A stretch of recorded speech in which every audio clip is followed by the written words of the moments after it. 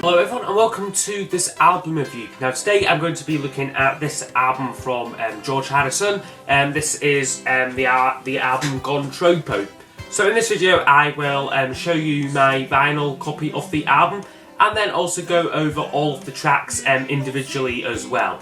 So this was George Harrison's 10th solo album, released on released in November of 1982. By this point in time, George Harrison felt quite alienated by the music industry. He was no longer a commercially viable artist, although the year before this he did have a minor hit with the song All Those Years Ago. The actual album, what that song was from, Somewhere in England, didn't do too great. And after that album, he decided that he wanted to get his current record contract over and done with, and he rushed, recorded and released this album here, mainly because he wasn't really interested in music anymore. He had other hobbies such as motor racing and making films as well, what interest him more at that time. Despite the circumstances what this album was made, it certainly sounds like he's having fun recording it, and he seems to be at his most playful and relaxed on this album. When this was released, the critical response wasn't too great. Got mostly poor reviews, and also commercially was a massive flop, only reaching 108 in the American charts and failed to chart in Britain, although the UK charts only went up to 100, but it still didn't chart in the top 100 charts albums in the UK. And this is probably partly due to the fact that George done next to no promotion for this. He really didn't care about this album at the time. It was basically just had a similar extra texture in a way, just to get his record contract over and done with. He wasn't make this album because he wanted to. He made it really because he kind of had to, really. So I'll now show you the vinyl here. I have got the vinyl and I have also got the CD of it. This is from the Dark Horse box set. So I'll just start with showing the vinyl first here. Start with the album cover. I am not a fan. It looks a mess, really, to be fair. Yeah, just a pretty piss poor album cover, and the back isn't much better either. There's a little picture there of everyone on it, and the track listing at the top. So it is here. Here's the inner sleeve here. Lyrics, yes, lyrics on this side here, and credits, and some stuff on the back here. No idea what that's. Just some writing on the back. We're on Dark Horse Records here. Now you might find it funny how he was trying to get out of a contract with his own company, Dark Horse, but I think that it was Dark Horse Records was just the record label, and it was actually Warner Brothers Records. What I think he was that was a company what he had that contract for. Because I would have thought that if it's if it's his own record label, then he surely wouldn't be be forced to do an album. So that's the vinyl there. Now just quickly show you the CD here. Came with the Dark Horse box set. They've kind of changed around the back cover a little bit here. If you were to compare the two, it doesn't have the wee picture. It's just same sort of concept, but just done a bit differently there on the back. There's the actual CD there. I like the CD this way. I like the colour scheme they've used, and there's just nothing on the back of it there. They've done this one quite differently though, the other ones, again the Dark Horse box set. Instead of having a booklet, they made this one a sort of little poster thing, and it's not really a poster because it's not something what you'd put on your wall, say, but just sort of opens up like that, and then has pretty much the same sort of content what the lyric inner sleeve does, but I would have preferred it had they just made this one a normal booklet like the other ones. So I now get on with going over all of the album's tracks.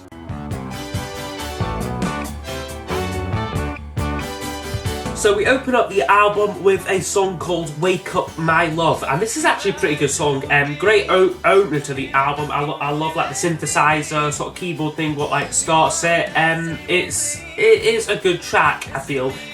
Despite Harrison though feeling alienated by the music scene this time, he wasn't a big star. He was very, I mean, like owning like a George Harrison record or buying one must have been like the uncoolest thing to do in like 1982.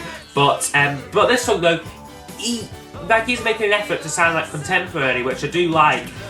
This was also the lead single from the album, but it didn't do very well. Only got to number 53 in America and failed to chart in Britain. But I do think it should have got it should have got a bit better than that, I feel, because it is a good, decent track, what I really enjoy.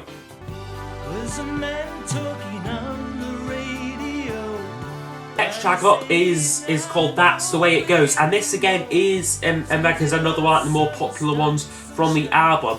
I like this one here. Got nice lyrics, not sure what they're about, but it's mostly the actual music, like the actual like guitar playing, really nice guitar on it.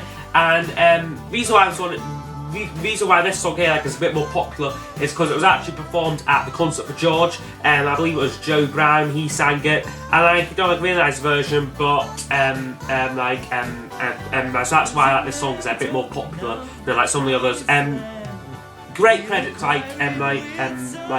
great credit to Joe Brown for actually doing like a slightly more obscure George Harrison song, what I thought was really cool, like at that concert. So yeah, really like that track.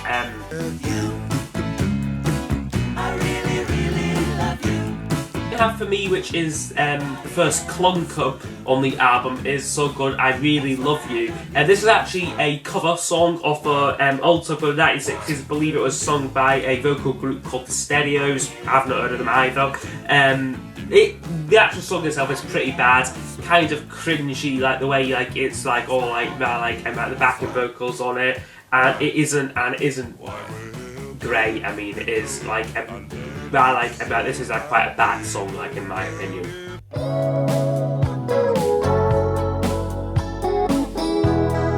And then we go on with a track called Grease, which I actually do quite enjoy. It's mostly instrumental, apart from like some vocals, what come in about about two-thirds of the way through. I would have preferred it had it just stayed an instrumental track, because it had some really, really nice guitar playing on this song. I feel like the vocals what do come in a bit later do sort of let it down a little bit. Apart from that though, it's a really nice relaxing song that I thoroughly enjoy.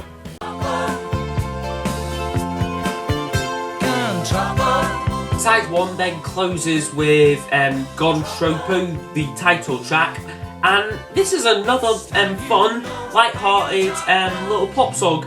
The actual meaning of the term Gone Troppo is Australian slang. It means to go crazy or mad. The actual song itself though is quite nice. It's maybe a little bit long, but does feature some really nice acoustic guitar work. It's just a lovely, fun little song. Right, so that's side 1, and side 1 is actually pretty good. I mean, there's only the one track what doesn't do much for me, but the rest of it is actually pretty good.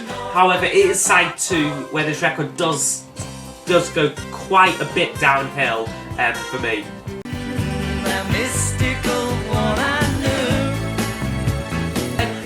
So side 2 opens actually quite well with the song Mystical One, which I do enjoy. Another sort of upbeat sort of love song, I presume like Olivia, his wife. I like it a lot. I feel. I think that's a pretty good underrated track. With all the love you bring, unknown. Then this is where the album does go down quite badly here, with the song Unknown Delight, which is a slower ballad. Only nice thing I can say about this one here is it does have some has a pretty good guitar playing on it, but it's just a boring generic ballad, and it just seems to go on forever. It's only about 3.5 minutes, 4 minutes long, but just seems to go on forever because it's so slow and meandering. It doesn't do anything for me, that track. Baby, don't run away from me, baby. Next one up is called Baby Don't Run Away. And this is some fairly interesting backing vocals on it, sort of like a weird effects going on. So again, George trying out new things and like kind of trying to fit in like with like the 80s a bit. This is certainly better than like the last track, but again, it's just a little bit boring and doesn't do doesn't do that too much for me. All in all.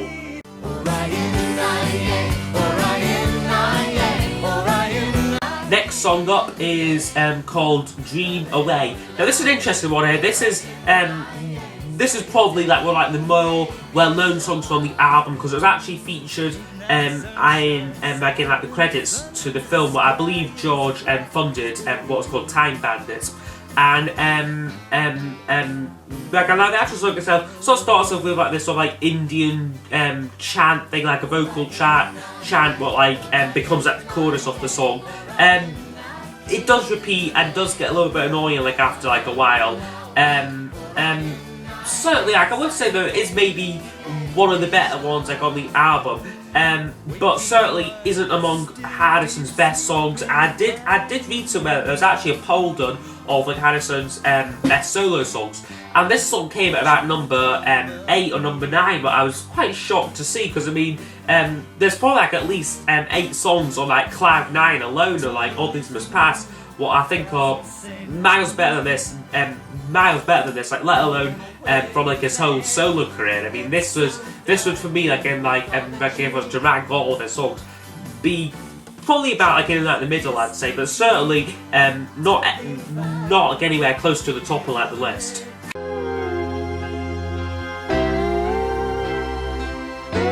The album then closes with a song called Circles, and this is probably one of the more interesting ones in terms of like the history behind the song. It was actually written when he was still in the Beatles, where they went to India. It was actually demoed back out like his home in Esher, and the same sessions what I produced demos for like all like the White album tracks was considered for the White Album, but was never put on it. The sort of like the history behind it is probably the most interesting thing about this song, which is quite boring and quite meandering on, goes on a bit, doesn't really go anywhere. And the actual song itself is the actual lyrics about sort of meditation and like reincarnation, like we go around in circles and that. And the song just drags on. I know that like a lot of people do think fondly of this song, but me just does nothing for me. I'm glad that it was left off the White Album, and I can understand like why like the other Beatles probably like didn't think too much of it. So now that has been gone over, Gone Troppo by George Harrison. One more thing to add here: with the CD version, you do get a bonus track, which is a demo of the song Mystical One. That's not too interesting, just sort of like an acoustic version of like that song. But overall, my opinion of this album is that side 1 is certainly the better like of like the two sides. Starts off strong with 2 great songs. Then it kind of goes off a bit on like I Really Love You, and then Grease and Gone Troppo are like pretty good as well. So side 1 like overall is it's probably like if like you to average it out like about like an 8 out of 10 I would think. However, it is side 2 what does let this album down. After a strong start with Mystical One, there's not a single song after that what really captures my attention and actually enjoy that. There's a lot of boring and silly songs like on this album what I really don't get. It does have this album though, it does have its defenders, but for me it is certainly one of Harrison's weaker albums. Not as bad as Dark Horse, but certainly would be down there in like a ranking, what I'm hoping to do soon. So out of 10, I'm thinking, since there's 10 tracks, basically what I'm thinking that I'll do is like I'll just tally up the songs that I actually do like. So that's probably 5, Wake Up My Love, and that's the way it goes, Grease, Gone Troppo, and Mystical One. So that's 5 out of 10. I could maybe get away with putting in Dream Away, so that's about 5.5 to 6 out of 10 for for George Harrison's Gone Troppo. I'd be really interested to know what you think of this album down below in the comments. Any requests for future reviews as well would be much appreciated. And I'll see you next time. Bye bye.